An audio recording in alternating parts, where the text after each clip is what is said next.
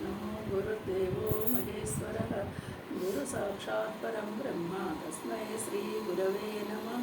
श्रुतिस्मृतिपुराणानामालयं करुणालयं नमामि भगवत्पादशङ्करं लोकशङ्करं।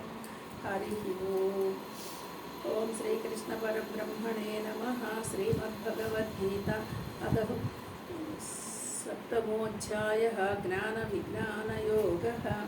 7వ అధ్యాయము 6వ శ్లోకాన్ని ఈరోజు మనం ఏతద్యోనీని భూతాని సర్వాణి ఉపధారయ అహం కృష్ణస్య జగతః ప్రభవ ప్రళయస్తథా ఏతద్యోనీని భూతాని సర్వాణి ఇతి ఉపధారయ అహం కృష్ణస్య జగతః ప్రభవ ప్రళయస్తథా.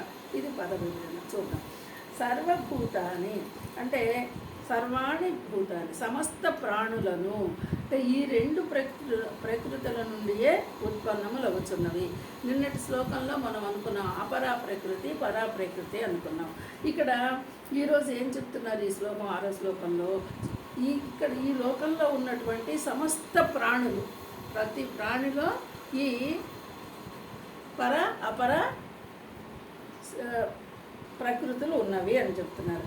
మరి అహం అంటే నేను కృష్ణస్య జగతః సమస్త జగత్తుకు ప్రభావ పుట్టుక స్థానము.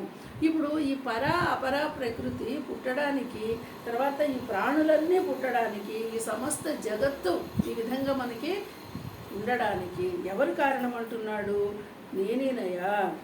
ప్రభవ అంటే ఆ పుట్టుక స్థానము. అలాగే మళ్ళీ పుట్టడమేనా విలీనము కూడా. ఎలాగా? ప్రళయము. విలీన స్థానము కూడా సమస్త జగత్తుకు నేనే మూల కారణం.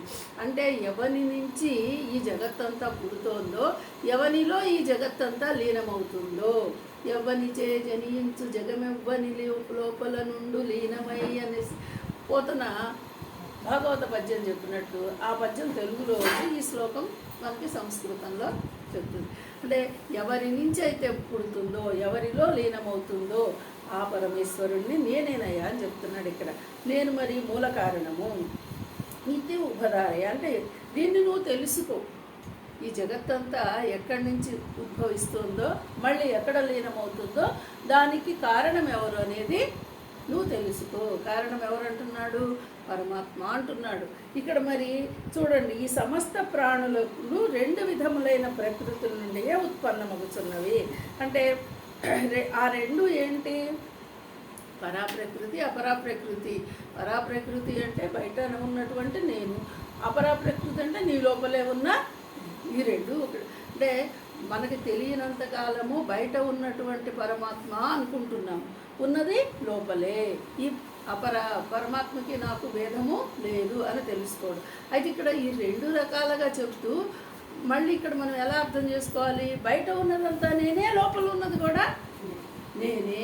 ఇదంతా నా నుంచే వస్తుంది, మళ్ళీ నాలోనే లీనమవుతుంది అని చెప్తున్నాడు. అలాగే నా వల్లనే అంటే ఈ సంపూర్ణ జగత్తుకి ఇప్పుడు మూల కారణం ఎవరు? పరమాత్మ నేనేనయ్యా అని చెప్తున్నాడు. మరి మనము దీన్ని ఎట్లా అంటే ఆ పరమాత్మ స్వరూపాన్ని నీలోనే గుర్తించి అది నేనుగా భావన చేసుకొని ఈ జగత్తులో మనం అంతా కూడా నిత్య అనిత్య వస్తు వివేకాన్ని గుర్తించి ఏదైతే ప్రళయంలో లీనమైపోతుందో అదంతా పరమాత్మలోనే లీనమవుతుంది. మరి నిలబడేది ఏమిటి? పరమాత్మతత్వం. పరమాత్మతత్వము అంటే కంటికి కనిపించేవన్నీ పరమాత్మలో లీనమైపోతుంది. కంటికి కనపడనిది ఏదైతే ఉందో అది పరమాత్మగానే మిగిలి ఉంటుంది. ఇప్పుడు మనకు కనిపించేది ఏంటి? వస్తు జగత్తు. మన దేహము కంటికి కనిపిస్తుంది. మరి దేహంలో ఉన్నటువంటి పరమాత్మ కంటికి కనపడటల్లా. మరి దేహమేమో నశిస్తుంది, ఆ పరమాత్మ ఏమో ఎప్పటికీ శాశ్వతంగా. ఈ దేహం పోతే ఇంకో దేహం తీసుకుంటూనే ఉన్నాడు.